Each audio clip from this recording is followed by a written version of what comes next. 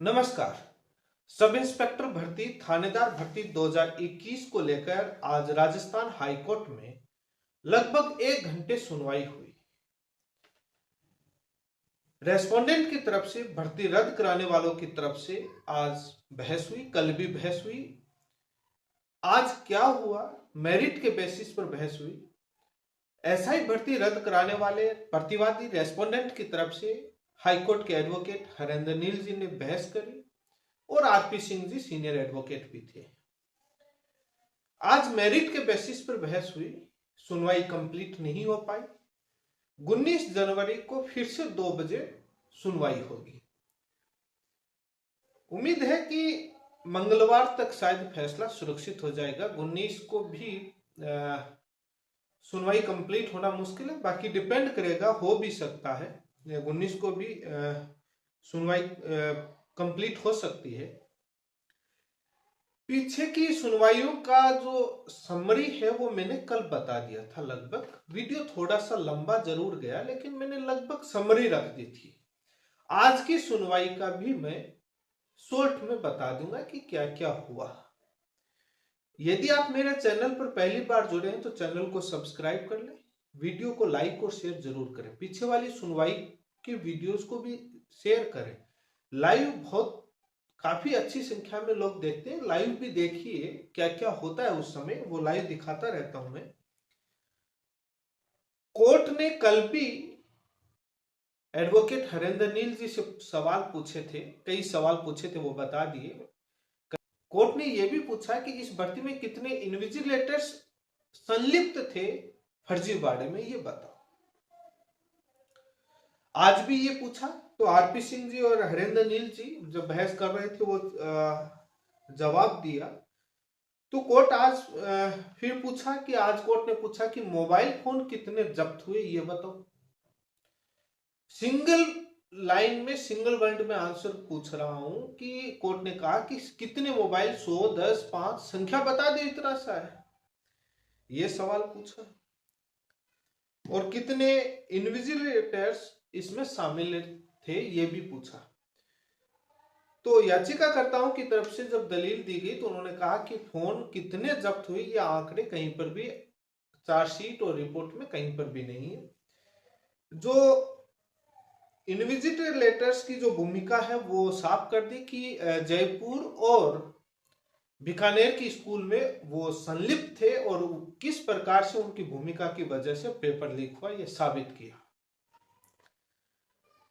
High court ने ये टिप्पणी की कि ये कंप्लीटली नैरेटिव बेसिस पर बहस नहीं होगी। नैरेटिव हो सकता है, आप चार्जशीट और वो चीजें, डॉक्यूमेंट अलग है, चार्जशीट के बेसिस पर है क्या ये पूरी कहानी, या बाद में मीडिया रिपोर्ट, न्यूज रिपोर्ट के बेसिस पर पूरी नैरेटिव है, वो एक्सेप्ट नहीं होगी। ये नैरेटिव कहानी भी हो सकती है, it is completely narrative. Question mark. तो शुरुआत में जब बहस हुई तो कोर्ट लगातार सवाल पर सवाल पूछ रही थी, सुनने को तैयार नहीं हो रही थी।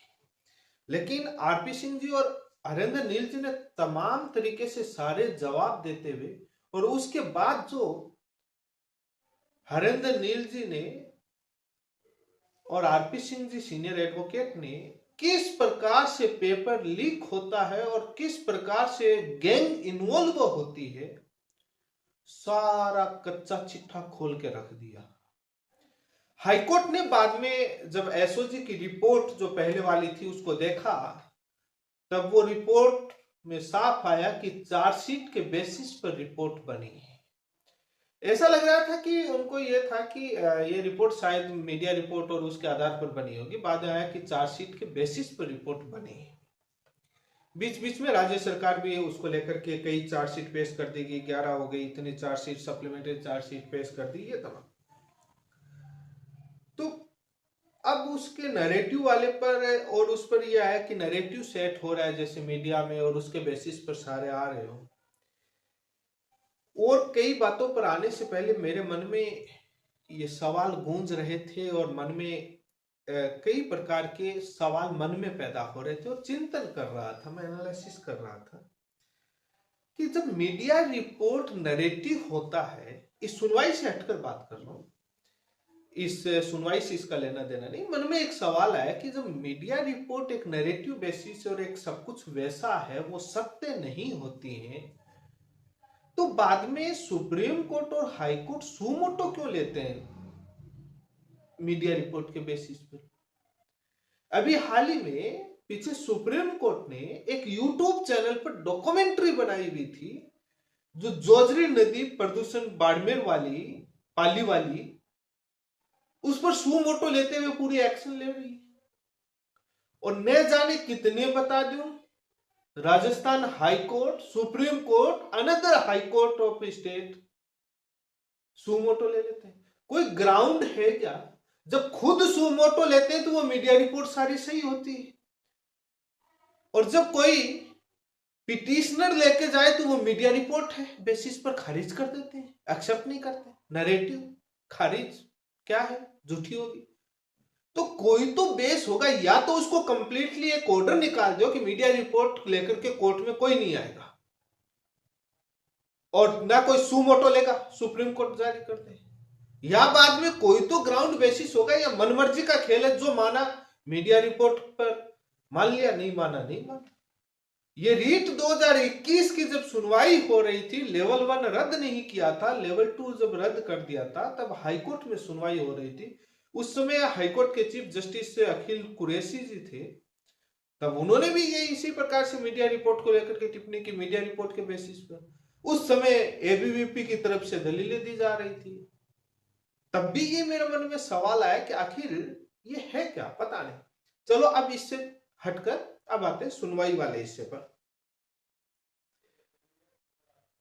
हाईकोर्ट ने टिप्पणी की कि जब ये पूरी कच्चा चिट्ठा जब रखा गया और उसके बाद हरेंद्र नील जी ने और प्रतिवादियों की तरफ से बताया गया कि सब कुछ हम चार्जशीट का भी एविडेंस दिखाएंगे, चार्जशीट के बेसिस पर सब कुछ हुआ है, और सारी रिपोर्ट और पूरी एसओजी की रिपोर्ट पढ़ाई गई। मैं सोच रहा था ये सुनवाई सुनने के बाद, जो सवाल, तीखे सवाल सरकार से होने चाहिए थे, वो कहीं हुए क्या? आप कमेंट करके बताना। पता नहीं। जो सवाल गंभीर होने चाहिए थे, किस प्रकार से आराम से राज्य सरकार को पूरे 2 दिन सुना लगभग, उसके बाद किस प्रकार से चयनित थानेदारों को सुना आराम से, वही रिपोर्ट वो पढ़ रहे थे, एसओजी की रिपोर्ट वो पढ़ रहे थे, वही सिंगल बेंच का आदेश वो पढ़ रहे थे, आराम से पूरा डिटेल। जब प्रतिवादी बोल रहे हैं तो बोल रहे हैं कि रिपीट नहीं, तो सरकार वाले के बाद चयनित थानेदारों को भी तो रिपीट कर रहे थे। जो ये आरोप नहीं है, ये एक मन में मेरे सवाल आ रहा था कि जो राज्य सरकार ने, क्योंकि कोर्ट के समक्ष तो सवाल है, क्या ये सिस्टमेटिक फेलियर हुआ? क्या दोषी और निर्दोषी को छांटा जा सकता है? सरकार कह रही है कोई सिस्टमेटिक फेलियर नहीं हुआ, चयनित थानेदार। उस सिस्टमेटिक फेलियर को डिफाइन करने के लिए, बताने के लिए प्रतिवादी तो अपना पूरा पक्ष रखेंगे और उसकी पूरी चार्जशीट के बेसिस पर पूरी रिपोर्ट दोबारा पढ़ाएंगे। जो जो हिस्सा सरकार और चयनित थानेदारों ने नहीं पढ़ाया, वो प्रतिवादी तो पढ़ाएंगे, जो बाद में पढ़ाया गया। क्योंकि सब अपने अपने काम का हिस्सा पढ़ाते हैं, जो अपने अगेंस्ट सब छोड़ के चलते हैं, तो जो छोड़ के चलता है वो सामने वाला पढ़ाता है। सुनो तो शुरू पूरा। जिस ग्राउंड के बेसिस पर अंतरिम ऑर्डर पर स्टे दिया था, सुप्रीम कोर्ट में एक झटके में स्टे आ गया था, और वो ग्राउंड इतना इलीजिबल, अनलॉजिकल था, तभी तो सुप्रीम कोर्ट ने स्टे दिया। मोबाइल फोन जब्त हुए क्या? सवाल अच्छा था।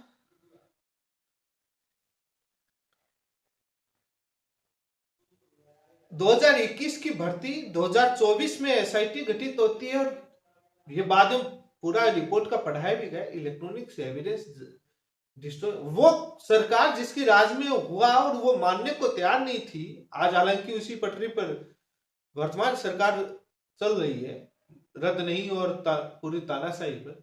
लेकिन जो सरकार जांच नहीं करी, इतने साल गुजरने के बाद electronic evidence, WhatsApp group, chatting devices सब कुछ डिस्ट्रॉय नहीं होंगे। ये बात एसओजी ने लिखी भी है।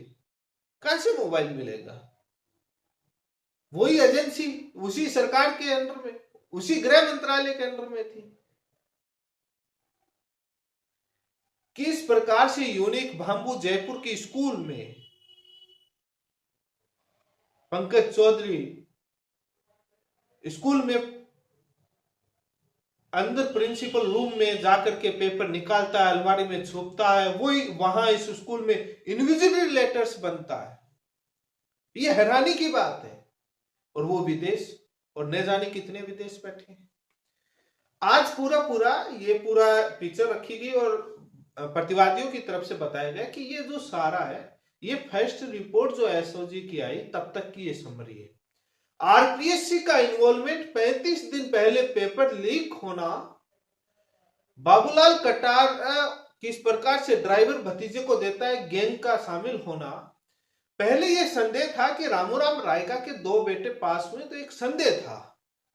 लेकिन उसके बाद पूरा खुलासा होता है, उसके बाद भी सेकेंड रिपोर्ट और सरकारें कहती है नहीं, सिस्टमेटिक फेलियर नहीं है। तो ये सवाल गंभीर है, क्योंकि बाबूलाल कटारा ये भी बताया गया और आगे मंडे को और बताया जाएगा कि जो सेकंड ग्रेड पेपर लीक जो हुआ, बस पकड़ी गई थी, वो गैंग बाबूलाल कटारा से मिली हुई थी और उसी वजह से उसकी गिरफ्तारी हुई। तो वो गैंग जो है, वो गैंग एसआई भर्ती में पकड़ी गई। तो पूरी चैन तो सामने आ रही है। आज लोग रात को जो चैटिंग करी वो सुबह तक डिलीट कर देते हैं। ये तो 3 साल गुजर गए। और चोरी करने से पहले उसके सबूत मिटाने के बारे में पूरा प्लान करके चलता है। इतना तो हर कोई ज्ञानी है।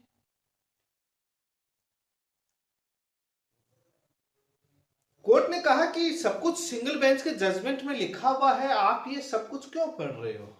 आप इन्फ्लुएंस कर रहे हो क्या उसको? थोड़ा हमको समझाने की कि कैसे हुआ है। तो उन्होंने कहा कि जो आपके जो सवाल थे, प्रतिवादियों की तरफ से दलीलें दी गई कि जो आपके सवाल थे कि इन्विजिलेटर्स शामिल थे या नहीं थे, सिस्टमेटिक फेलियर है या नहीं आरपीएससी का, वो सारी चीजें हम बता रहे हो। चार्जशीट का हिस्सा भी हम आगे बताएंगे। जब ये चार्जशीट के हिस्से पर आया, नैरेटिव पर बात आई कि चार्जशीट में ये चीजें मेंशन हैं क्या, चार्जशीट क्या कहती है, चार्जशीट क्या कहती है, ये चीजें कोर्ट में उठी नैरेटिव को लेकर के। तो मेरे मन में सवाल आया कि जब प्रतिवादियों ने ईडी की चार्जशीट मांगी तो उसको रिजेक्ट क्यों कर दी? वो नैरेटिव जो मीडिया रिपोर्ट्स को नैरेटिव कहा जा रहा है और उसी के बेसिस पर चार्जशीट मंगाई थी, तो उस चार्जशीट को मंगा लेते, रिजेक्ट क्यों करी हाईकोर्ट ने? यह हाईकोर्ट से सवाल है मेरा। पता लग जाता कि मीडिया नैरेटिव बना रही है या ईडी की चार्जशीट सही है। और ईडी की चार्जशीट पीएमएलए के सेक्शन 50 के अंदर बाबूलाल कटारा का बयान दिया हुआ है, मनी लॉन्ड्रिंग के केस में, जिसमें जमानत तक नहीं मिलती है। वो चार्जशीट पता लग जाता कि नैरेटिव। अब कोर्ट में ही एप्लीकेशन लगाएगा प्रतिवादी तो चार्जशीट लेकर के आओ, पता लग जाता। वहां कहते हैं कि हम डेप्थ में नहीं जाएंगे। अब जो इंटरव्यू में घपला हुआ है, क्योंकि पेपर लीक का एक घपला, दूसरा इंटरव्यू का जो कि ऐसे कपड़े पहन के आ जाना, वो हिस्सा भी बताएंगे। तो उसके अंदर जो ईडी की चार्जशीट वो सारा बताती है कि आरपीएससी ने खेला के, वहां अंदर नहीं जाएंगे।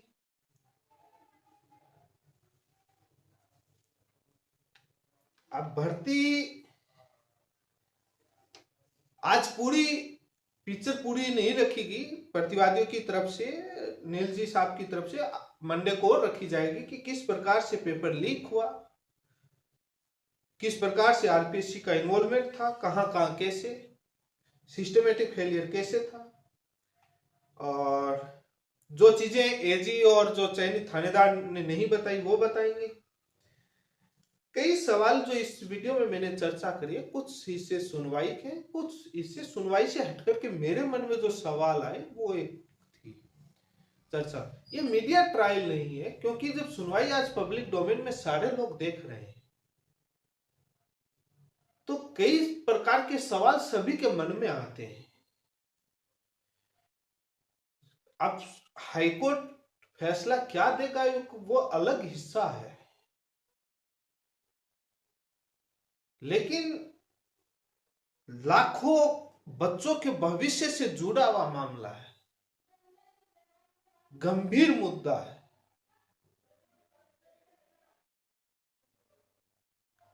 और सरकारें तो सुधार नहीं करेंगी।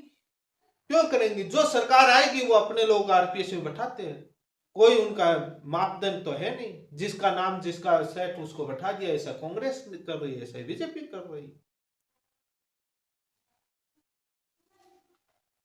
पिछते छात्र हैं। अब न्यूज़पेपर रिपोर्ट, नैरेटिव,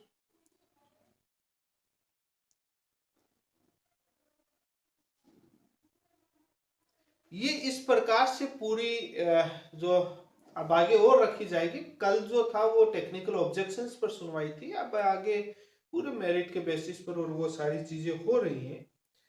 और भर्ती बच भी सकती है। अभी तक के रुझान के अनुसार काफी प्रतिवादी की तरफ से काफी मजबूती से बहस की जा रही है और सब कुछ रखा जा रहा है और बहुत शानदार अल्टीमेट पूरी चीजें। आज की सुनवाई आप देखना, सब कुछ रख दिया गया। यदि नैरेटिव लगता है और लगता है तो अब वो दुर्भाग्य है कि जो कैमरा ट्रायल में सिंगल बेंच में जजमेंट वो सुनवाइयां हुई, जो 2 बार एसओजी के हेड पूरा बता करके गए, वो कैमरा ट्रायल नहीं होता तो तमाम लोग रिकॉर्ड कर लेते और सुना देते एसओजी क्या बोल के गए थे। यदि हाईकोर्ट ने वो रिकॉर्ड करी है तो सुन लेनी चाहिए। अब एसओजी के हेड चेंज हो गए, नए एसओजी के हेड का पता नहीं क्या बोल के जाए, क्योंकि ये सारा सरकार का हिस्से होते हैं, उसी के आधार पर बोलते हैं। ये कि सब जानते हैं हर किसी में क्या होता है, वो सब कुछ जानते लोग। होता तो पता लग जाता आज कि ये सुन लो क्या बोल के गए, सरकार क्या बोल रही है, एजेंसी क्या बोल रही है। भर्ती बच सकती है जिस हिसाब से अभी तक के जो रुझान है, उस हिसाब से कोई ना कोई एक ऐसा तरीका निकाल भी सकती है कोर्ट, यथावत भी रख सकती है। सिंगल बेंच का फैसला बड़ा सॉलिड है, उसको काटना बड़ा डिफिकल्ट होगा, क्योंकि आर्टिकल 226 का पावर और यूज किया हुआ है और सिस्टमेटिक फेलियर में बहुत सारे आधार और कैमरा ट्रायल प्रोसीडिंग और फाइल्स मंगाना, एसओजी के हेड को बुला करके ब्रीफिंग पूरा सुनना, बहुत सारे उसमें प्रोसीजर फॉलो किए। जजमेंट को काटना एक अपने आप में डिफिकल्ट होगा। अब हाईकोर्ट खंडपीठ क्या फैसला देता है, ये भविष्य गर्त का मामला है, अपने विवेक से इंडिपेंडेंट तरीके से देंगे। ये सुनवाइयों में दोनों तरफ से सवाल होते हैं। तभी तो मैंने कल बोला था, पता नहीं लगता लास्ट तक कि बहस किधर जा रही है, कौन जीतेगा, क्योंकि बड़ा डिफिकल्ट होता है। बहुत सारे जज होते हैं जो व्यू नहीं देते हैं कि बहस किधर जाएगी। सुप्रीम कोर्ट काफी गंभीर सवाल संवैधानिक पर पूछ लेता है, उसमें कई बेंच से पता ही नहीं लगता कि बहस किधर जाएगी। लेकिन जो सवाल आरपीएससी में जो जिस प्रकार से नियुक्तियों को लेकर के जो ईडी की चार्जशीट आई है, वो मंगा करके सुमोटो के अंदर मंगा करके उसको पूरा हाईकोर्ट को, सरकार को और उन एजेंसियों को लताड़ना चाहिए, जिस प्रकार से उन्होंने तांडव मचाया है।